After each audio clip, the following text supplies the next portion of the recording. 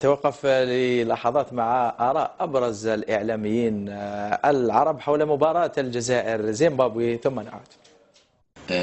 خلينا بس نكون متفقين الأول إن إحنا كنقاد رياضيين مصريين بنتمنى كل التوفيق للمنتخبات العربية المشاركة في البطولة، الجزائر وتونس والمغرب، وطبعا كل الأمنيات الطيبة للمنتخب المصري للفوز بالبطولة.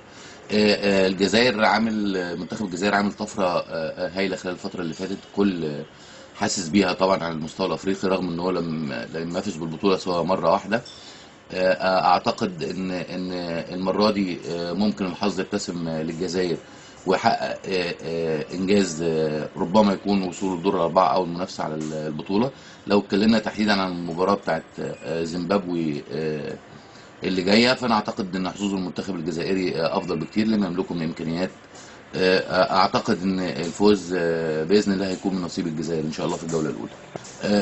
توقع النتيجه بيبقى صعب شويه، لان المجموعه دي هي تعد الاصعب في البطوله، فالتوقعات هتبقى الى حد ما ضربه من الخيال، ولكن كل الامنيات الطيبه للمنتخب الجزائري ان هو يفوز باكثر من هدف. مباراة طبعا مهمة جدا. مباراة الجزائر فيها لها كعب عالي جدا على طرق لعبها اللي احنا شفناه. اعتقد المباراة لو الجزائر ركز فيها تفوز بيها، وده مهم جدا بالنسبة للجزائريين لانهم بيفتتحوا هذه البطولة وهم اصلا من المرشحين للفوز بهذه البطولة. فبالتالي مباراة زيمبابوي هتبقى اخف شوية من المباريات الباقية، لان احنا بعدها على طول هنشوف تونس والسنغال، واعتقد المجموعة بتاعت الجزائر هتبقى صعبة جدا، لكن فرصهم محققة وقوية لما يمتلكون من مهارات وطرق لعب حديثة. توقعاتك للنتيجة؟ الجزائر هتفوز، لكن النتيجة ما اقدرش اقول لك كام، لكن الجزائر ان شاء الله هتفوز بهذه المباراة سواء 1-0 2-0، المهم ان هي هتفوز بهذه المباراة. من المؤكد فنيا ان منتخب الجزائر هو افضل منتخب كروي في الفترة الحالية في القارة الافريقية. المباراة فنيا هي اسهل مباراة لمنتخب الجزائر في المجموعة الثانية الملقبة بمجموعة الموت مع السنغال وتونس.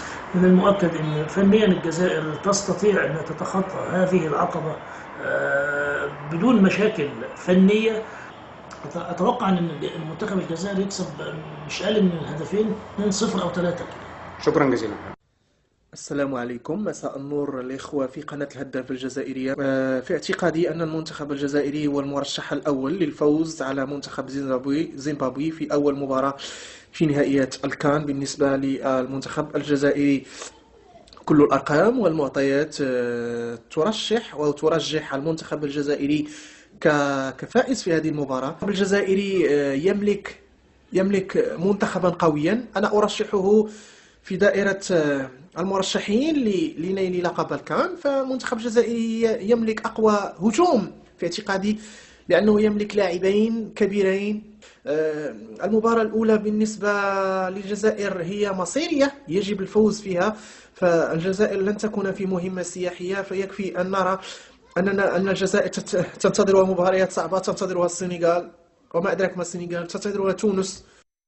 بسم الله الرحمن الرحيم. طبعا مباراة الجزائر وزيمبابوي تعتبر زي ما بنقول دايما اذا حسن البدء حسن الختام. المباراة دي اهم مباراة لمنتخب الجزائر في البطولة، نظرا انها بتحدد تقريبا نصف او عايز اقول 50% من مشوار الجزائر في البطولة، لان هي تعتبر منطقيا او على الورق هي اسهل مباراة لمنتخب الجزائر في المجموعة، لان طبعا زيمبابوي مقارنة بمنتخبي السنغال وتونس هي اسهل بكتير جدا من الاثنين دول، فتعتبر اسهل وفي المتناول. يعني حتى لو قارنا الاثنين، شتان الفرق ما بين الجزائر اللي اتاهلت لبطوله الكان 17 مره في حين وفازت بها مره واحده، وكانت حضر يمكن 4 مرات في المربع الذهبي قبل كده، في حين زيمبابوي اول مره تتاهل لكاس افريقيا كانت في 2004.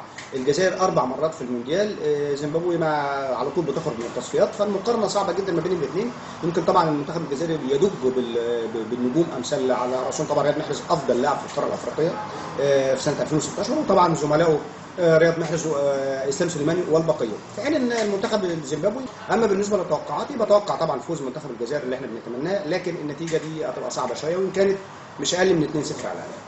أتوقع أنه مباراة المنتخب الجزائري الأولى في كأس أفريقيا أمام زيمبابوي لن تكون مباراة سهلة، علاوة على كون المنتخب زيمبابوي منتخب لا يستهان به. أيضا هي مباراة افتتاح، يعني دائما مباريات الافتتاحية تتميز بالصعوبة، لأنه المنتخبات لا تكون قد أخذت الرتم الخاص بالبطولة، بغض النظر عن الاستعداد الجيد من عدمه لهذه البطولة. وأتوقع أن المنتخب الجزائري استعد بشكل الأمثل لهذه المباراة، لأنه خصم ليس خصم سهل.